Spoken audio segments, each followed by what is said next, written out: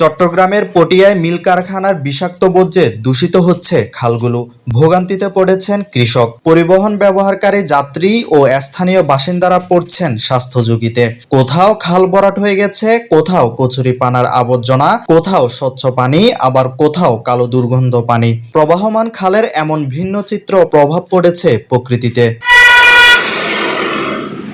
রবিবার বিকেলে ৩টায় চট্টগ্রাম কক্সবাজার মহাসড়কের নাখাইনে ফুলকলি ফ্যাক্টরির সামনে মানববন্ধন করেছে পটিয়া উপজেলার গণ অধিকার পরিষদ। এখানে যে জমিগুলো আছে, এখানে যে পানিটা আসতেছে সব পানি কালো কালো হয়ে গেছে এবং গন্ধটা হচ্ছে মানুষ মরে গেলে যে পচা গন্ধ এর চেয়ে খারাপ, খারাপ গন্ধ। এখানে আসলে দাঁড়ানো কষ্টকর হয়ে যাচ্ছে। আমরা অনেক কষ্ট করে এখানে দাঁড়িয়ে আছি।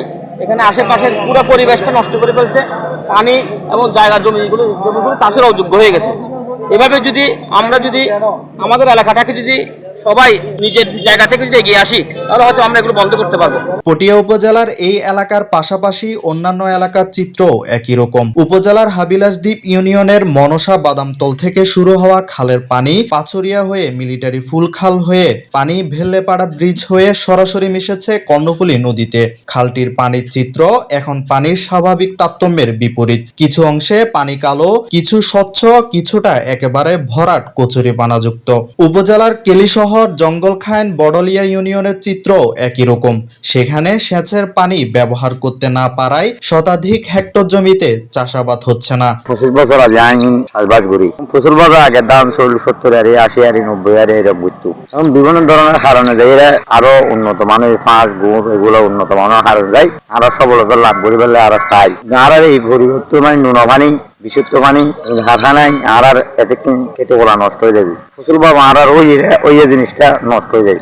আর কিছুতে মানুষ আসা পছন্দ পারে, এ কারণে কেউ বন্ধ করে দেয়, কেউ করে নাই। এই দেশের নদী ফসল হয়ে গেছে। আমরা এখন আর এই যদি হারা যদি নুন পানি আসলে দেরি বান দিলি কিন্তু আমরা ঠিক থাকবো। কৃষকারের মতো জায়গা আছে, এখানে 3বার চাষ করতো ধান চাষ। এখানে বিগত 10 বছর ধরে একবারও হচ্ছে না, কারণ এখানে পানি চলাচলের রাস্তা খুবই নাজুক এবং বর্ষাকালে এখানে পানি তৈ করে, পানির জন্য চাষাবাদ করতে পারে না এবং শুকনো মৌসুমে পানি আসে না, পানির জন্য চাষাবাদ করতে পারতেছে না। এ বিষয়ে একাধিকবার ঊর্ধ্বতন কর্তৃপক্ষের নিকট অবহিত করা হয়েছে। তারা এই বিষয়ে পদক্ষেপ নেবে বলে জানিয়েছেন। এই খালের পানিটা আগের মতন মানে পরিষ্কার করে দেয়, পানিটা মিষ্টি পানিটা বন্ধ করে দেয়, তাহলে আমাদের সবার জন্য এটা ভালো হয়। জেলা প্রশাসনের কাছে আমাদের এটাই চাওয়া আছে। যে পরিস্থিতি অবস্থা ওনারা দেখতে লেখো যে আপনার কাছে ইধার না কত গন্ধ না লাগেন না, তো আনার তো লাগেন তো না এলাকায় এখন ইয়েন সহযোগিতা করে ওনার যতটুকু পারেন অতি শীঘ্রই সমাধান দেন।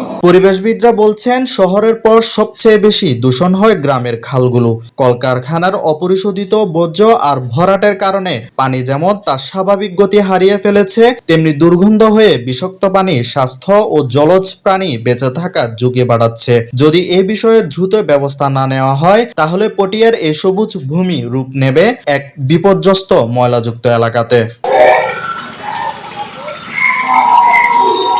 Desk report, Chattogram news.